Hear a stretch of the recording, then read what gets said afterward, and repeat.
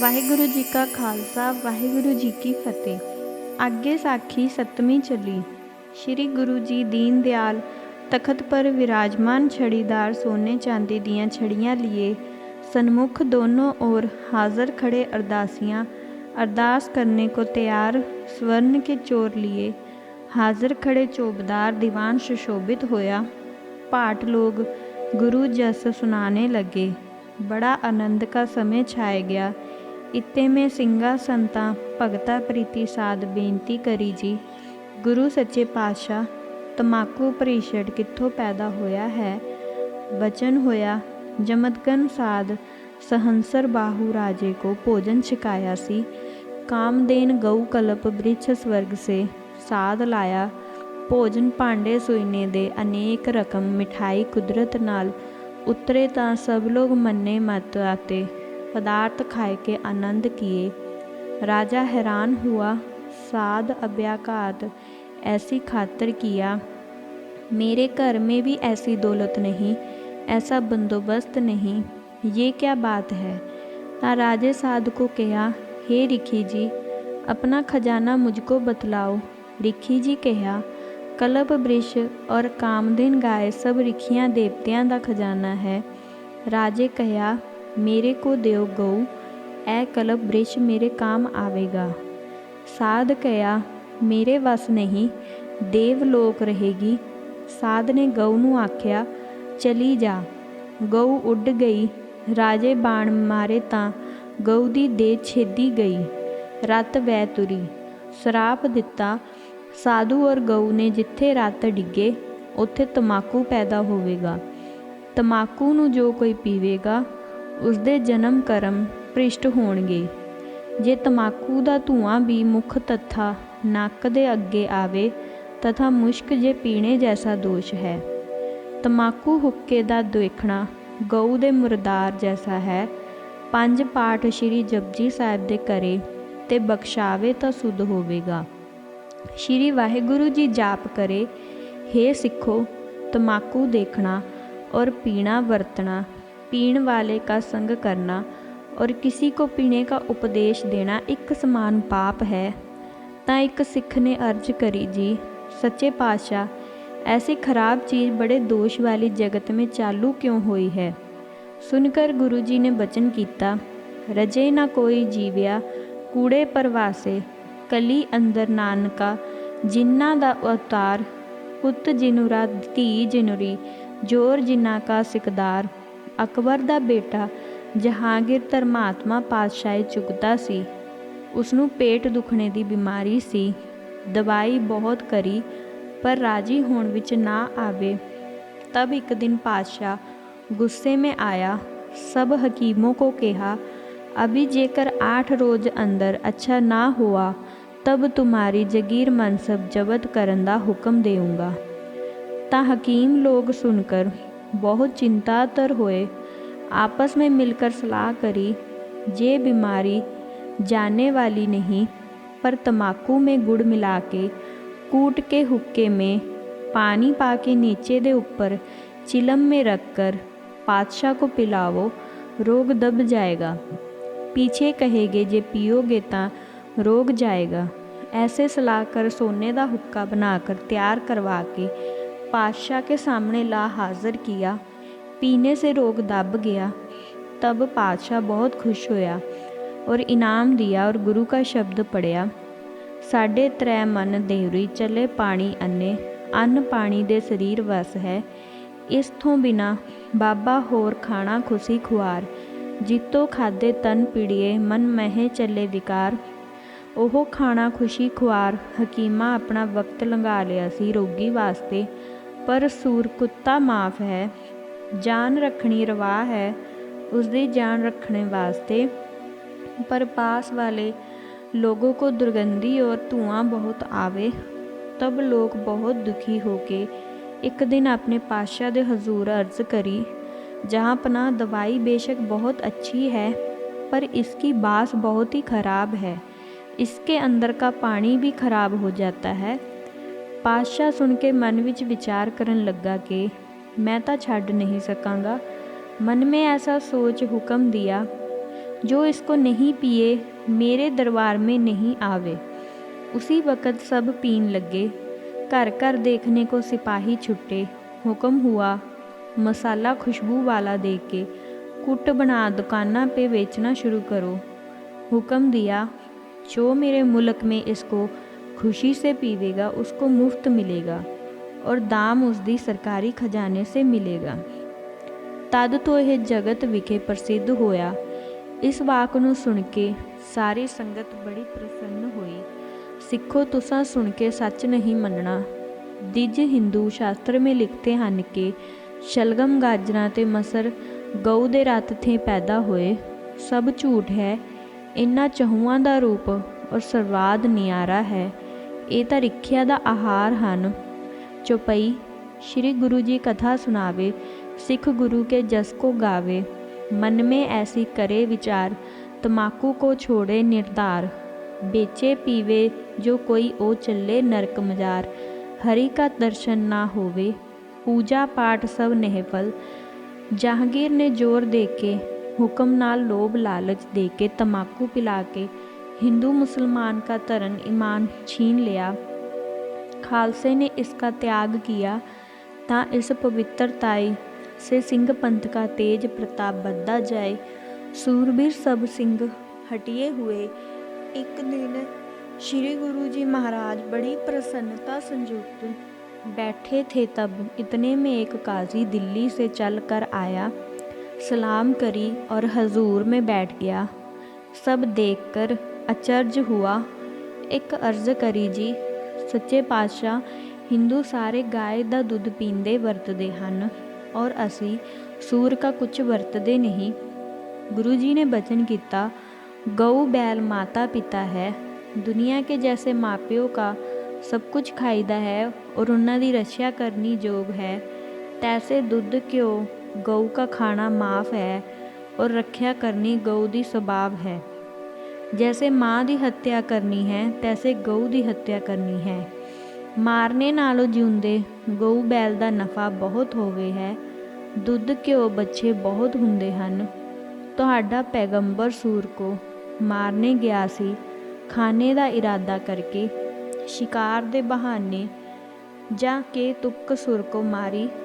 तक कर उल्टा सुर ने दौड़ के ढा लिया। मसां जान बची, तोबा करी।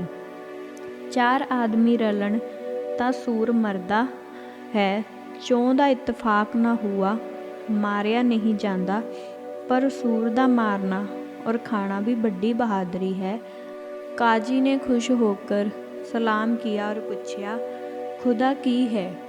बचन होया, जिसका बीज नहीं वह चीज़ भी नहीं। जिसकी शक्ति से दुनिया पैदा हुई है वो आप भी है। ਸਿੰਘਾ हथ जोड़ के पूछया, जी महाराज ਧੀਆਂ ਦਾ ਮੁੱਲ ਲੈਣਾ और ਧੀਆਂ ਦਾ ਮਾਰਨਾ इस विच की दोष है? किरपा करके दसो जी। बचन होया, ਜਿਹੜੇ ਧੀ ਦਾ ਤਾਨ ਆਖਦੇ ਹਨ ਉਹ ਫਿਰ ਦੇਣਗੇ, ਜਿਹੜੇ ਧੀ ਦਾ ਤਾਨ ਖਾਂਦੇ ਹਨ ਉਹ ਫਿਰ ਦੇਣਗੇ। ਜੇਕਰ ਕਰਜ਼ਾ देना होवे ਤਾਂ ਧੀਆਂ ਦਾ पदार्थ क्या ग्रहण का दान लैकर भी देण का दोष नहीं। ऋण हत्या का बड़ा पाप है।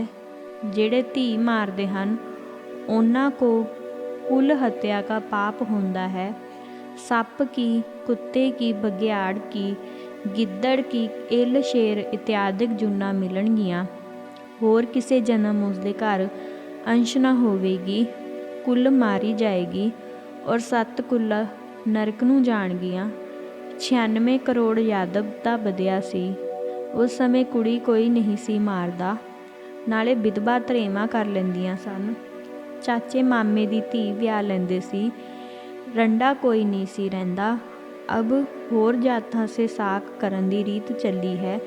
1700 बरस हुआ है मर्यादा चली को। पुत्र कोई नहीं मारदा। चौपाई श्री गुरु जी महली गए, सिखा अपने घर को आए। मिलकर कहे धन है गुरु जी, 10वें अवतार प्रगट है हरि जी। आगे साखी 8वीं चली। दोहरा श्री गुरु जी केसगढ़ बैठे, मध्य दीवान ज्ञानी ध्यानी चरण को सेवो बहु गुणवान। हथ जोड़ के सिंगा अर्ज करी जी, सच्चे पातशाह अरदासियाँ अरदास करी। ਸ਼੍ਰੀ ਗੁਰੂ ਗਰੀਬ ਨਿਵਾਸ ਜੀ ਨਾਲੇ ਹੁਕਮ ਹੈ, ਕੇਸਾਂ ਸਵਾਸਾਂ ਦਾ ਸਹਾਈ। ਸ਼੍ਰੀ ਵਾਹਿਗੁਰੂ ਅਰ ਨਾਲੇ ਆਖੀਦਾ ਹੈ, ਕੇਸ ਗੁਰੂ ਕੀ ਮੋਹਰ ਹਨ। ਤਾਂ ਬਚਨ ਹੋਇਆ, ਹੇ ਸਿੱਖੋ ਪਿਆਰਿਓ, ਕੇਸ ਸਭ ਕੋਈ ਰੱਖਦਾ ਹੈ। ਰਾਜੇ ਮਕਰ ਦਾ ਰਾਜ ਸੀ।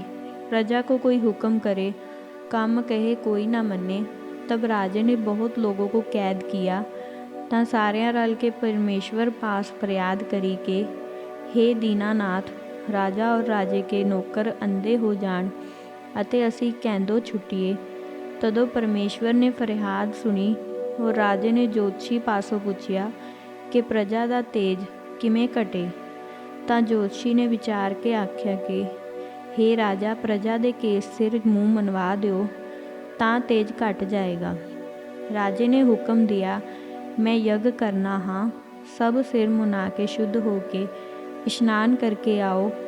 मेरे घर प्रसाद बर्फी लड्डू पेड़ा छको, एक मोहर दखना देऊँगा। सुनते ही ब्राह्मण लालची सिर मुनाकर देश देश ते आए कर कहा, जय होवे राजा की। तां ब्राह्मणा को देखकर और जातां भी सिर मुना के आ गईयां। बड़े भारी किले में सब सिर मुन आए हन। तब राजे हुक्म दिता, सबको कैद कर दिता। लोकां फिर परमेश्वर अगे प्रकार करी, परमेश्वर जी ने ना सुनी। केसां तो बिना प्रेत दा रूप है। ब्राह्मण प्रेत सा ताइए आखदे हन, सिर मुनने से प्रेत होता है। तां असी कथा को श्रवण करके संगत बड़ी खुश हुई। तां ਸਿੰਘਾ अर्ज करी, सच्चे पातशाह ਜਿਹੜੇ ਅੰਮ੍ਰਿਤ ਛਕ ਕੇ ਮਨਾਉਂਦੇ ਹਨ ਜਾਂ ਕੇਸ ਨੰਗੇ ਮਾਰੀ ਰਾ ਜਾਂਦੇ ਹਨ, ਤੁਰਕਾ ਜੈਸਾ ਹੋ ਜਾਂਦਾ ਹੈ। ਬਚਨ ਹੋਇਆ, ਉਹਨਾਂ ਦੀ ਮੱਤ ਮਾਰੀ ਜਾਂਦੀ ਹੈ। ਕੈਸੇ ਨੰਗਰ ਰੱਖਣ ਦਾ ਦੋਸ਼ ਹੈ। 2 ਪੱਗਾਂ ਰੱਖਣੀਆਂ ਚਾਹੀਏ, ਜੇ ਵੱਡੀ ਲੈ ਜਾਵੇ ਤਾਂ ਛੋਟੀ ਰਹੇ। ਨਿੱਕੀ ਪੱਗ ਨਾ ਲਾਉਣੀ। ਜਿਹੜੇ ਕੇਸ ਮੁੰਦੇ ਹਨ ਉਹ ਪਿਛਲੇ ਜਨਮ ਭੇਡਾਂ ਦੀ ਜੁੰਨੀ ਸਨ, ਅਬ ਭੇਡ ਦੀ ਚੁੰਨ ਪਾਣਗੇ। ਖੋਟੇ ਕਰਮ ਦਾ ਫਲ ਹੈ। ਗੁਰੂ ਥੀ ਬੇਮੁਖ ਹਨ। ਤਾਂ ਸਿੱਖਾਂ ਨੇ ਅਰਜ਼ ਕਰੀ, ਜੀ ਸੱਚੇ ਪਾਤਸ਼ਾਹ, ਜਿਹੜੇ ਭੇਡਾਂ ਦੀ ਜੂਨ ਪਏ ਹਨ ਉਹ ਸਾਨੂੰ ਦਿਖਾਈਏ, ਜੋ ਅੰਮ੍ਰਿਤ ਛਕ ਕੇ ਕੇਸਾਂ ਦੀ ਬੇਅਦਬੀ ਕਰਦੇ ਹਨ। ਬਚਨ ਹੋਇਆ, ਹੇ ਸਿੱਖੋ, ਭੇਡਾਂ ਦਾ ਅਯਾੜ ਲਿਆਓ। ਸਿੱਖ ਭੇਡ ਲੈ ਆਏ। ਗੁਰੂ ਜੀ ਨੇ ਬਹੁਤ ਮਾੜੀਆਂ ਨਿਕਾਲੀਆਂ। ਉਹਨਾਂ ਕੋ ਅੰਮ੍ਰਿਤ ਛਕਾ ਦਿਆ ਖੰਡੇ 7 ਮੰਤਰ ਪੜ੍ਹ ਕੇ। ਉਸ ਵੇਲੇ ਭੇਡਾਂ ਬੋਲੀਆਂ ਔਰ ਆਪ ਮੁੱਖੋਂ ਫਤਿਹ ਗਜਾਈ। ਤਾਂ ਪੁੱਛਿਆ, ਤੁਸੀਂ ਐਸੀ ਜੂਨ ਕਿਉਂ ਪਈਆਂ? ਭੇਡਾਂ ਅਰਜ਼ ਕਰੀ, ਅਸਾਂ ਖੰਡੇ ਦਾ ਅੰਮ੍ਰਿਤ ਛਕਿਆ ਸੀ ਔਰ ਸਿੰਘ ਸਜਾਏ ਸੀ। ਖੋਟਿਆਂ ਦੀ ਸੰਗਤ ਕਰਕੇ ਕੇਸ ਦਾੜੀ ਮੁਨਾ ਦਿੱਤੀ ਸੀ। ਹੁਣ ਧਰਮ ਰਾਏ ਸਾਨੂੰ ਭੇਡਾਂ ਦੀ ਜੁੰਨੀ ਪਾਇਆ ਹੈ। ਅਸੀਂ ਹੋਰਨਾਂ ਥੇ ਤਾਂ ਬਹੁਤ ਮਾੜੀਆਂ ਹੋ ਗਈਆਂ, ਜੋ ਸਾਡਾ ਮਨ ਮੈਲਾ ਖਾਣੇ ਕੋ ਨਹੀਂ ਕਰਦਾ। ਸੱਚੇ ਪਾਤਸ਼ਾਹ ਹੁਣ ਸਾਨੂੰ ਬਖਸ਼ ਲਓ। ਸਿੱਖਾਂ ਦਾ ਜਨਮ ਪਾਈਏ ਔਰ ਗੁਰੂ ਕੀ ਟਹਿਲ ਕਮਾਈਏ। ਤਾਂ ਗੁਰੂ ਸੱਚੇ ਪਾਤਸ਼ਾਹ ਜੀ ਨੇ ਹੁਕਮ ਦਿੱਤਾ, ਹੇ ਸਿੱਖੋ, ਜਪਜੀ ਸਾਹਿਬ ਅਤੇ ਸ਼੍ਰੀ ਗੁਰੂ ਰਾਮਦਾਸ ਜੀ ਦੀਆਂ ਲਾਵਾਂ ਦਾ ਪਾਠ ਕਰਕੇ ਇਹਨਾਂ ਦੇ ਛੱਟੇ ਮਾਰੋ। ਉਸ ਵੇਲੇ ਛੱਟੇ ਮਾਰੇ ਉਹਨਾਂ ਦੀ ਦੇਹ ਛੁੱਟੀ। ਚਤੁਰਭੁਜ ਰੂਪ ਧਾਰ ਕੇ ਬੈਕੁੰਠ ਕੋ ਗਈਆਂ। ਸਤਿ ਸ੍ਰੀ ਅਕਾਲ ਬੁਲਾ ਕੇ ਗੁਰਾਂ ਕੀ ਚਰਨ ਪਏ। ਪੁਨਰ ਸ਼੍ਰੀ ਗੁਰੂ ਜੀ ਨੇ ਆਗਿਆ ਕਰੀ, ਹੇ ਸਿੱਖੇ ਪਿਆਰਿਓ, ਅੰਮ੍ਰਿਤ ਛਕ ਕੇ ਜਿਹੜੀ ਕੇਸਾਂ ਦੀ ਬੇਅਦਬੀ ਕਰੇਗਾ ਉਹ 100 ਜਨਮ ਭੇਡਾਂ ਕਾ ਪਾਏਗਾ। ਇਹ ਸਿੱਖੋ, ਜਿਉਂਦਾ ਸ਼ੀਰ ਸੀਸ ਅਰ ਮੁਝ ਕਾ ਰੋਮ ਨਹੀਂ ਲਾਉਣਾ ਦੇਵੇਗਾ। ਚੌਪਈ। ਸੰਗਤ ਨੇ ਸੁਣ ਕੇ ਆਗਿਆ ਮਾਨੀ, ਗੁਰੂ ਮਹਿਮਾ ਮਨ में जानी। बड़भागी है हम सब लोग, दसम गुरु मह चरण संजोग। संगत ने पुछया, हे गुरु जी, कृपा करके कहो, तुसां ਅੰਮ੍ਰਿਤ किस दे पासों छकिया सी और अपना गुरु कौन है? साथों कोई पूछे ਤਾਂ ਅਸੀਂ ਕੀ दसीए? गुरु जी ने हुक्म किया, हे सिखो, आज्ञा पई अकाल की, तबे चलायो पंथ। सब सिखन को हुक्म है, गुरु मान्यो ग्रंथ। हे सिखो, जपजी श्री ग्रंथ साडा गुरु है। अस किरपान खंडो खड़ग तुपक तरब तीर, सैफ सरोही सेहती यही हमारे पीर। राखे जो इस रहत को, ओहो है मेरा तास। बड़भागी वो जानियो रहे हमारे पास। हे सिखो, असां तुरकां नाल बहुत जंग करना है। खंडे दा ਅੰਮ੍ਰਿਤ ਛਕ ਕੇ ਸਿੰਘ ਤੁਰਕ ਦਾ ਬੀਜ ਨਾਸ ਕਰਨਗੇ। ਵਾਹਿਗੁਰੂ ਨਾਮ ਪਾਪਾਂ ਕੀ ਮੈਲ ਕੋ ਸਾਬੁਣ ਹੈ। ਜਿਉਂ-ਜਿਉਂ ਸਾਫ਼ ਕਰੀਏ ਤਿਉਂ-ਤਿਉਂ ਮੈਲ ਜਨਮ ਦੇ ਪਾਪਾਂ ਦੀ ਧੋਤੀ ਜਾਏਗੀ। ਫਿਰ ਮੁਦਾ ਕਬਲ ਉਲਟ ਕੇ ਸੁਦਾ ਹੋ ਜਾਏਗਾ। ਹਿਰਦਾ ਆਨੰਦ ਹੋਵੇਗਾ। ਅੰਤ ਸ਼ੰਕਰਨ ਦੀ ਛਾਜੇ ਦੂਰ ਹੋਏਗੀ। ਫਿਰ ਅਰਸਾਂ ਕੁਰਸਾਂ ਦੀ ਦ੍ਰਿਸ਼ਟ ਭਾਸੇਗੀ। जैसे सुपने विखे पृथक पदार्थ भासते हैं, उस जागृत में नहीं दिसते, फिर सुपने वांग जागृत में सभी कुछ स्पष्ट दृश्य आवेगा। परोख भो उठ जाएगा। अंत शकਰਨ तत्काल दृष्ट भास है। जैसे सूरज का चमत्कार जल विच पै के अग भासदी है। खंडे का ਅੰਮ੍ਰਿਤ छक के वाहिगुरु जाप करे, पापां को जलावे। जैसे अगन घास को जलाता है। जिचर ताई खंडे ਦਾ ਅੰਮ੍ਰਿਤ नहीं छकेगा, तद ताही अनेकां जूना विखे भरमेगा। जिस पर परमेश्वर की बड़ी कृपा है, घोड़े की असवारी और दूध छकने को, विद्या पढ़ने को, दे अरोग हरक न सोग। दोहरा श्री गुरु साहिब महल में गए, सो आप अपधार। सिंह लिखारी प्रेम से साखी लिखी सुधार। वाहिगुरु जी का खालसा, वाहिगुरु जी की फतेह।